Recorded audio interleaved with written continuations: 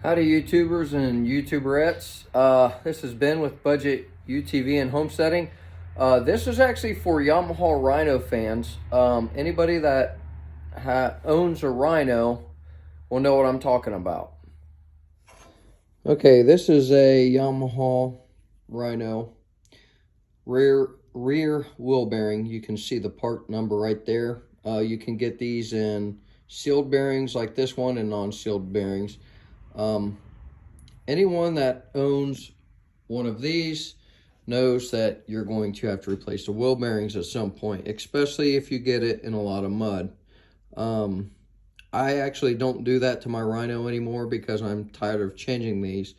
But also, if you haul a lot of weight in the back of them, the rear wheel bearings will go bad because these are just roller wheel bearings. Roller wheel bearings, they're not super strong, so I did something here. If you can see this dial indicator, you can maybe see, yeah, you can barely see that move. Okay, so this is what I did. I bought a set of wheel bearings, and just ignore the IR there. This right here is this wheel bearing here converted into a roller wheel bearing. There is a catch. These wheel bearings are a little too wide. Okay, so from the back, it's hard to do this with one hand. So from the back of here, right here, to this race here has got to be the same. Now here's the thing.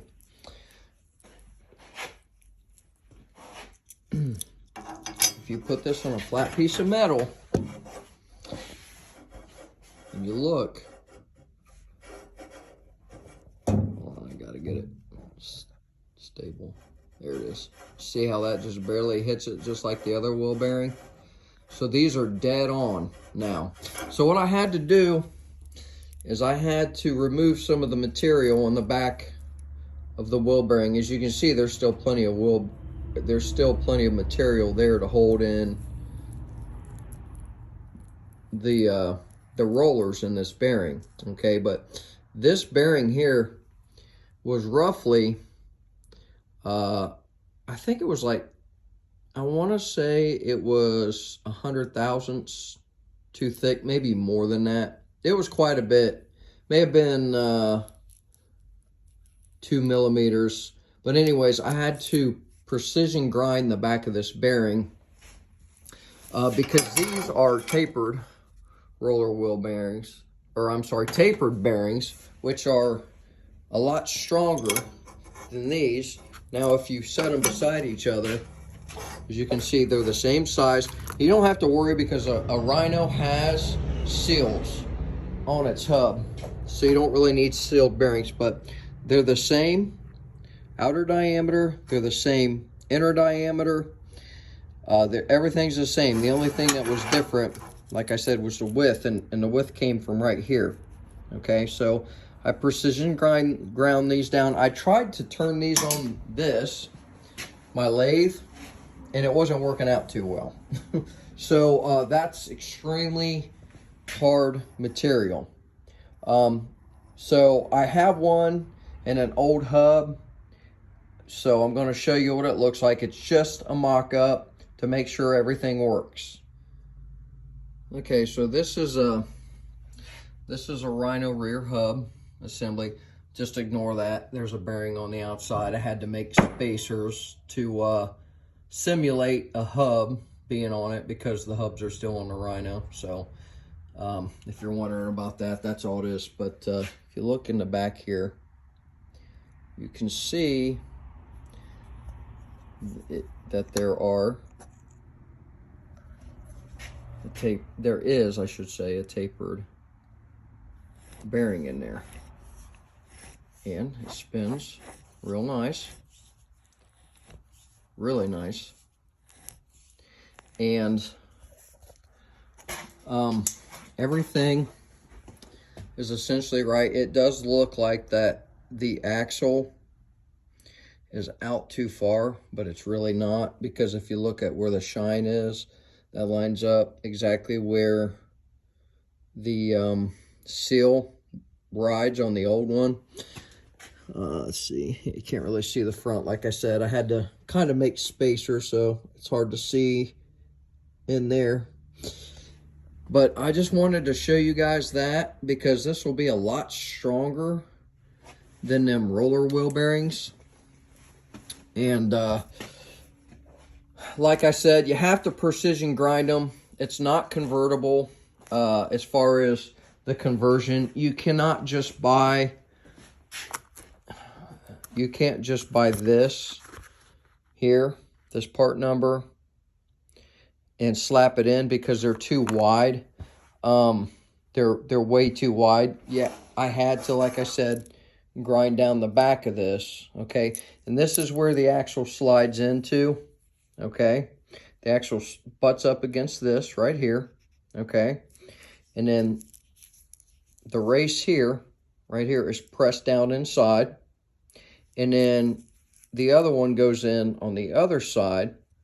And then the hub goes in, okay? And it presses up against this.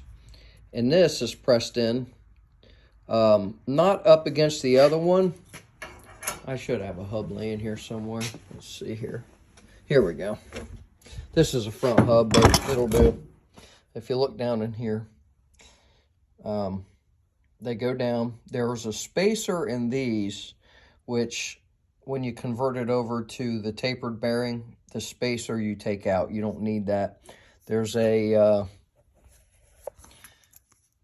these will go down and they'll press up against the inside of here. There's like a wall, a round wall that they press up against and they stop. So that spacer is there so you don't over tighten these roller bearings. That's all that's there for.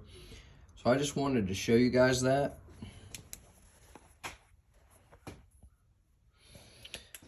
Okay, so this is what I was talking about. This is the inside.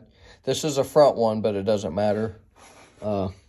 Those are designed the same. So it goes down there and they press up against the inside here, right here, okay?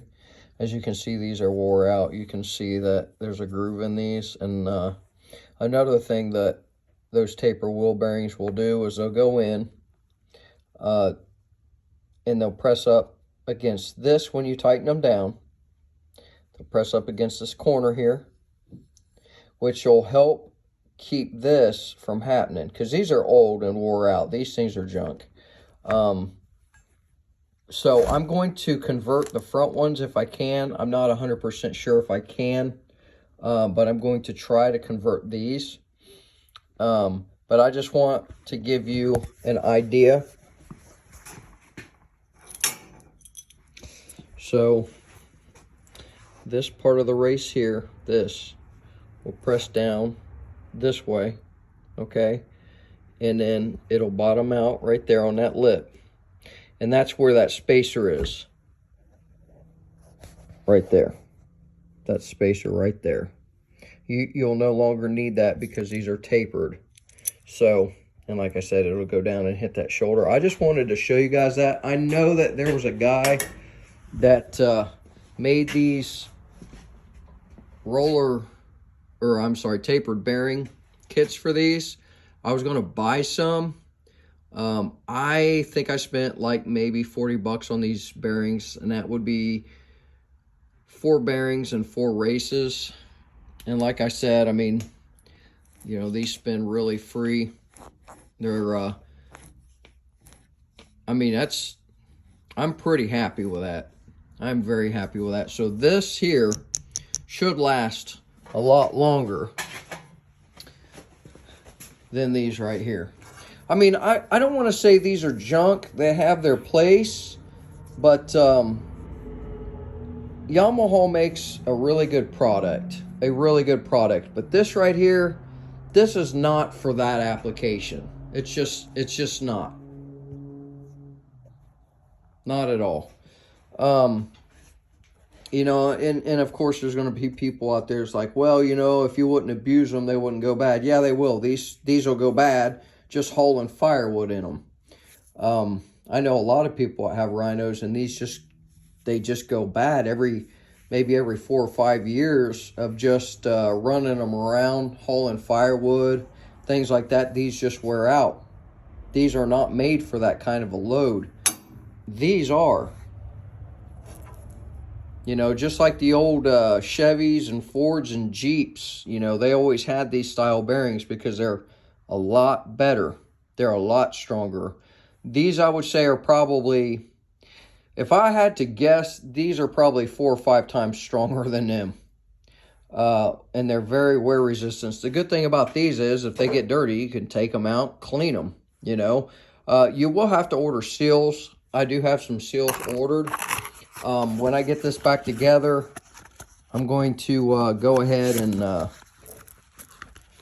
take it out, and I'll keep you guys updated. But like I said, I mean, as long as they're the same down there to where it mates on that edge, then, I mean, and you could even be several thousand south. If you were 5,000 south, they'd probably work. But I'm kind of a perfectionist. I wanted them to be dead on. So, I really took my time in grinding them down. And I trued them up on the lathe. You need to have a grinding attachment for a lathe to make them precise. So anyways, guys, I appreciate it. Appreciate you watching, and I hope you enjoyed that.